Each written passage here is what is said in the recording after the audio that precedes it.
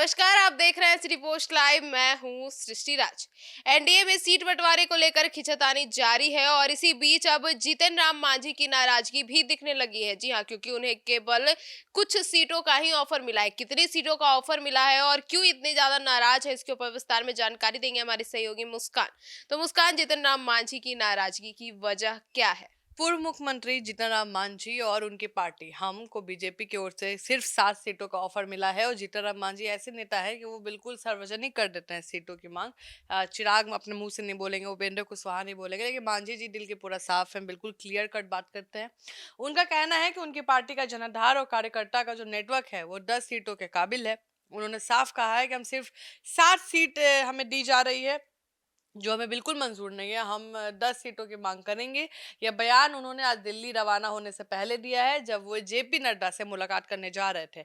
यानी अब एनडीए के भीतर एक और पेच फंस गया है। तो मुस्कान, ऐसे में एक बहुत ही अहम सवाल उठता है कि क्या बीजेपी और मांझी के बीच बातचीत पूरी तरह से टूट गई है? देखिए, ऐसा नहीं है कि बातचीत बिल्कुल बंद हो गई है, लेकिन मतभेद साफ है। बीजेपी प्रदेश अध्यक्ष दिलीप जायसवाल ने कहा कि सीट शेयरिंग का फॉर्मूला तय हो गया, पर उन्होंने ये नहीं बताया कि किसे कितनी सीटें मिलेंगी। वहीं मांझी ने खुलकर कहा है कि अभी तक कोई औपचारिक सहमति नहीं बनी है। इसमें स्पष्ट है कि बीजेपी नेतृत्व और सहयोगी दल के बीच संवाद तो है, लेकिन सहमति नहीं है। तो मांझी ने उम्मीद जताई है कि दिल्ली बैठक में मामला सुलझ सकता है, पर साथ ही चेतावनी भी दी है कि सम्मानजनक हिस्सेदारी मिलेगी तभी ये एनडीए मजबूत होगा।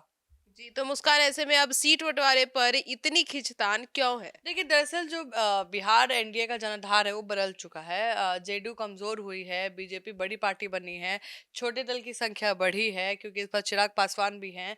हर पार्टी अपने सामाजिक आधार मतलब कास्ट बेस के दम पर ज्यादा सीटें मांग रही हैं। जैसे चिराग पासवान 20 से ज्यादा मांग रहे हैं, उपेंद्र कुशवाहा 8 सीटें चाहते हैं, जीतन राम मांझी 10 सीटों पर दावा ठोक रहे हैं। तो बीजेपी इन सबको समेटने में उलझ गई है, क्योंकि कुल 243 सीटें ही हैं और अपने हिस्से को घटाना पार्टी को रास नहीं आ रहा है। तो मुस्कान, ऐसे में क्या मांझी की नाराजगी से एनडीए को नुकसान हो सकता है? बिल्कुल होगा और होगा भी अगर वो नहीं मानते हैं तो। अगर मामला नहीं सुलझा तो नुकसान तय है। मांझी का प्रभाव भले ही सीमित हो, लेकिन गया, औरंगाबाद, जहानाबाद, नवादा जैसे जिलों में दलित और महादलित वोट बैंक पर उनकी पकड़ मजबूत है। अगर वे अलग रुख अपनाते हैं तो महागठबंधन इसका फायदा उठा सकता है। और अगर हम बात करें राजनीतिक पंडित का, तो उनका कहना है कि 2020 में मांझी ने एनडीए के वोट ट्रांसफर में बड़ी भूमिका निभाई थी। अगर वे नाराज हुए तो नुकसान बीजेपी जेडीयू दोनों को होगा। तो ऐसे में मुस्कान, अब आगे क्या होगा? और दिल्ली बैठक से भी उम्मीद लगाई जा रही है। देखिए, मांझी ने कहा है वो जेपी नड्डा और अन्य एनडीए नेताओं से दिल्ली में मुलाकात करेंगे। इस बैठक में अंतिम सीट फॉर्मूला तय करने की कोशिश की जा रही है। बीजेपी चाहती है कि सभी सहयोगी दल को साथ लेकर एक मंच, एक संदेश की रणनीति बनाया जाए। लेकिन अगर बातचीत में मांझी नहीं माने तो उन्हें बोर्ड कॉर्पोरेशन पदों से संतुष्ट करने की कोशिश की जाएगी, जैसे राज्यसभा या कोई बड़ा पद देके, या फिर कुर्सियों का संतुलन बिगड़ने का संभावना बढ़ जाएगा। यानी 2025 का चुनाव एनडीए के लिए उतना आसान नहीं है जितना बाहर से दिखता है।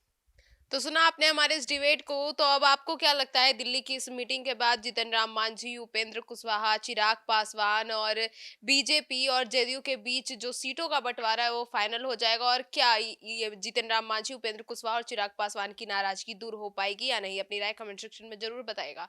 तो फिलहाल इस खबर में इतना ही। आगे की खबरों के लिए जुड़े रहे हमारे साथ और देखते रहिए सिटी पोस्ट लाइव। धन्यवाद।